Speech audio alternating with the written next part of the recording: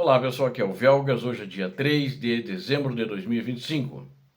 A derrubada de Putin no poder pode se acelerar e negociações de risco em Moscou. São as negociações de paz que aconteceram na data de ontem. Vamos ver uma notícia sobre isso também muito importante.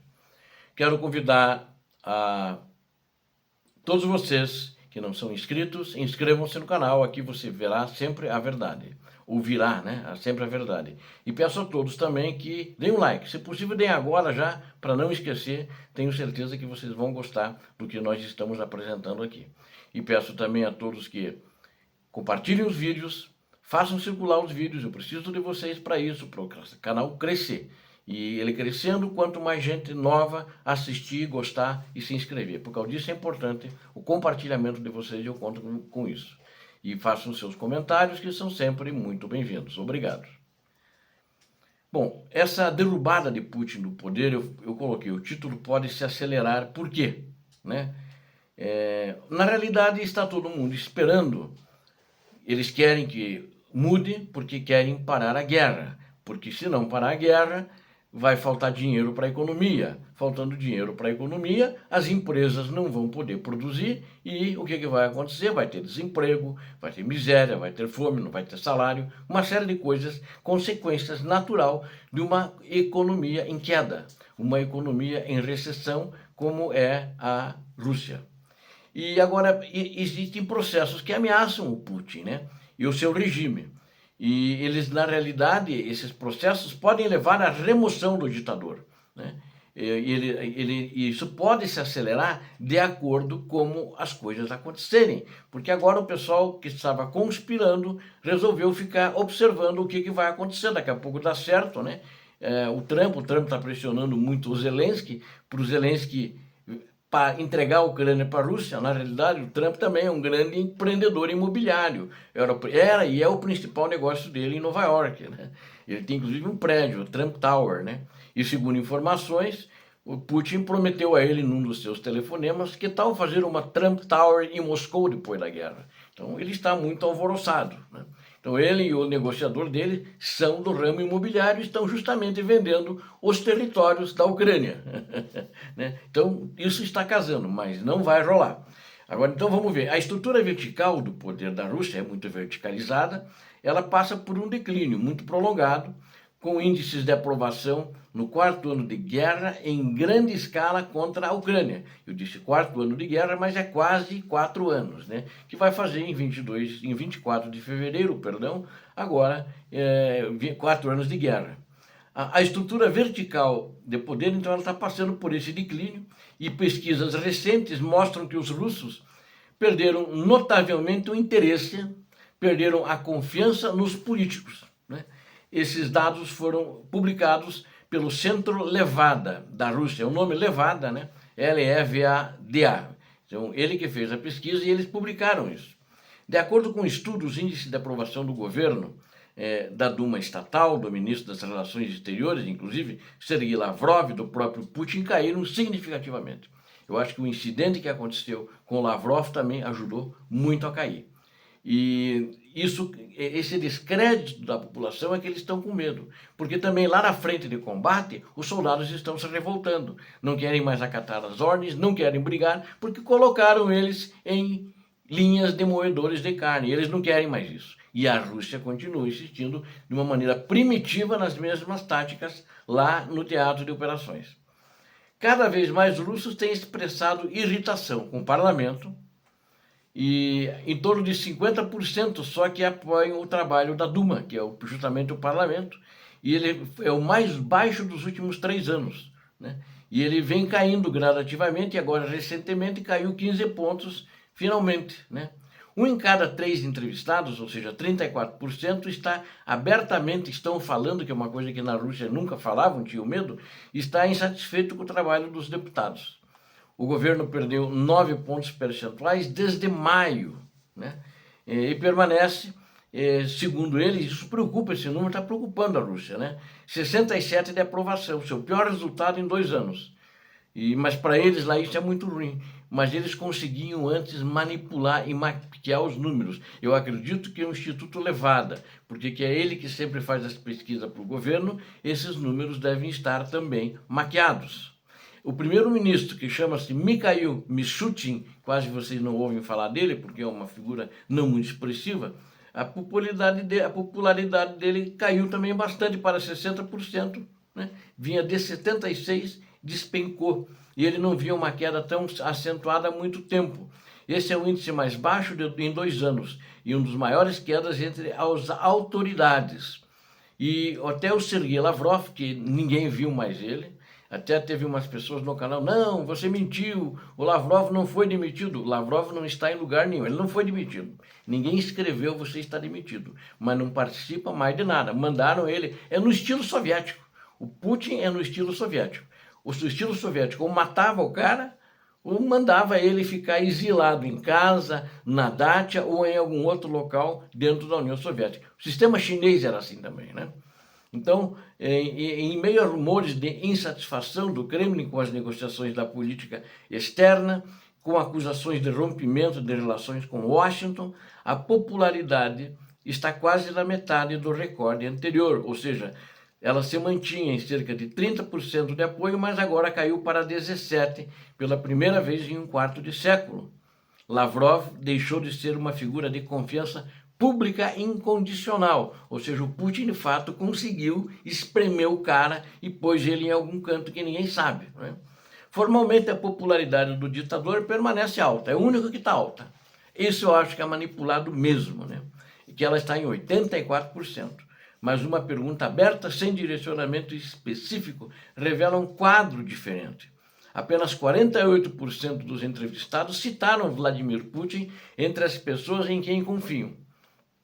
Isso representa menos da metade e é significativamente inferior ao índice do inverno de 2024, quando a confiança era de 56% na liderança do ditador. O pico após a ocupação da Crimeia chegou a 66%, e a realidade atual está muito longe desses números. Os partidos políticos também estão perdendo apoio.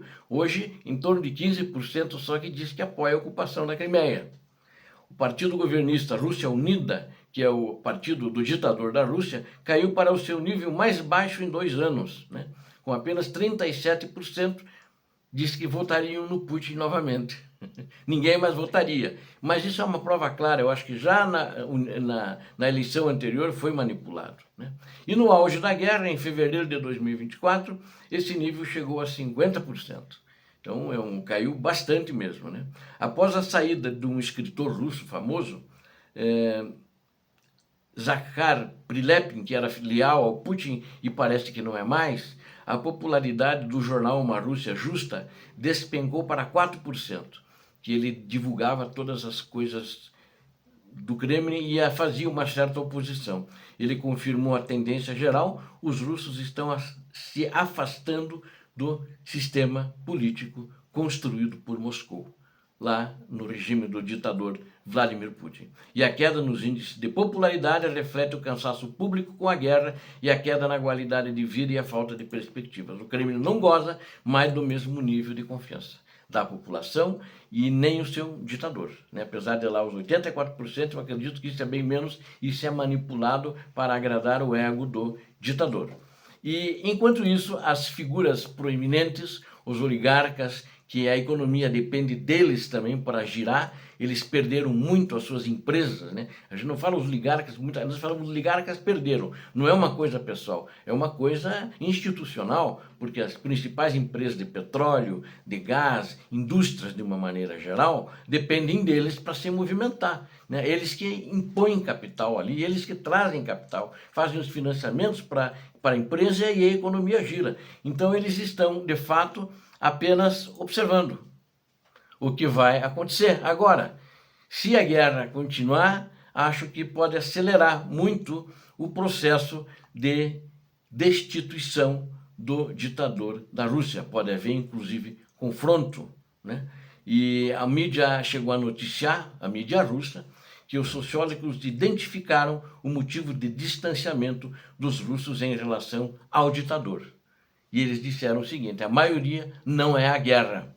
é a administração da economia da Rússia. Mas, na realidade, a economia está assim por consequência da guerra, que o ditador só pensa na guerra, administra a guerra, esqueceu a Rússia, esqueceu a economia. Esse é o grande problema. Enquanto isso, as negociações de alto risco, que eu classifico de alto risco, porque eles estão querendo empurrar a pauta do ditador da Rússia, goela abaixo, do presidente ucraniano, do povo ucraniano, e eles se esquecem, um detalhe, o povo é muito importante, e nas áreas que eles querem doar graciosamente para a Rússia, doar mais ou menos, né?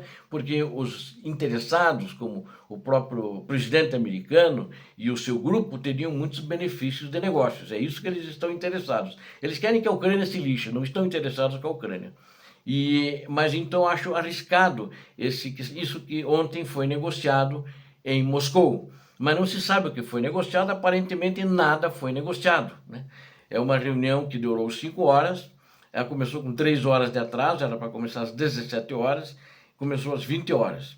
E elas foram concluídas depois de 5 horas. Do lado russo, as negociações contaram com a presença do Yuri Uchakov, ex-embaixador que nos Estados Unidos. Ele praticamente está ao lado do ditador, sempre fazendo como se estivesse, sem oficialmente ser anunciado para tal, no lugar do ex-ministro Lavrov, Sergei Lavrov. Também estava lá o Kirill Dmitriev, que é um banqueiro, é um negociador econômico, que negocia com Witkoff, que não é embaixador, estava lá e também estava fazendo na parte da equipe de negociação o Erez Kushner, que é genro do presidente americano. Então, após a reunião, foi tuitado pelo Kirill Dmitriev, né, o russo, e o Ushakov também, que as duas partes realizaram uma reunião muito útil, construtiva e altamente substancial, mas que nenhum acordo concreto foi firmado, ou seja, não tem nada de concreto ainda, não se sabe, até o momento não foi encontrada ainda nenhuma versão de consenso, porque eles sabem a posição do Zelensky, ela é pública, sabe-se que o Trump não gostou, o Putin não gostou muito menos ainda, e acho que falta muita coisa para esse acordo de paz ainda. Eu não estou colocando fé nesse acordo de paz, inclusive pelo formato que ele está sendo negociado. Ou seja, a Ucrânia negocia com os Estados Unidos vai lá e corre, acerta com a Rússia, e aí diz que nem eles fizeram naquele panfleto, que eu chamava de panfleto,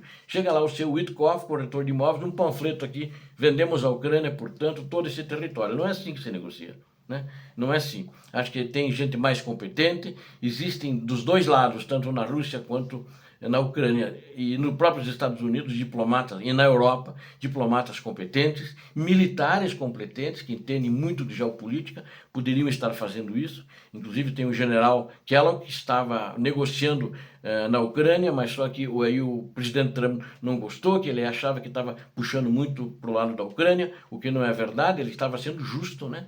E ele entende mesmo, é um bom negociador, aí tirou ele e botou um tal de Driscoll, né? Que é o secretário do exército americano, é um civil, não é militar, mas ele é amigo do vice-presidente, J.D. Vance.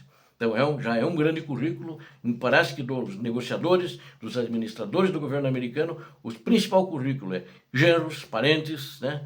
E agentes imobiliários, etc. São esses caras, e amigos, né? Amigos do rei. Esses caras é que pesam. Mas eu acho que não tem nada de positivo, e eu acho que não vai dar nada essa negociação, certamente. E a guerra, lamentavelmente, vai continuar, porque eu sou um torcedor pela paz, o mundo quer a paz, a Ucrânia quer a paz, mas não quer ser violentado. Não essa paz violenta que Putin e Trump querem impor à Ucrânia.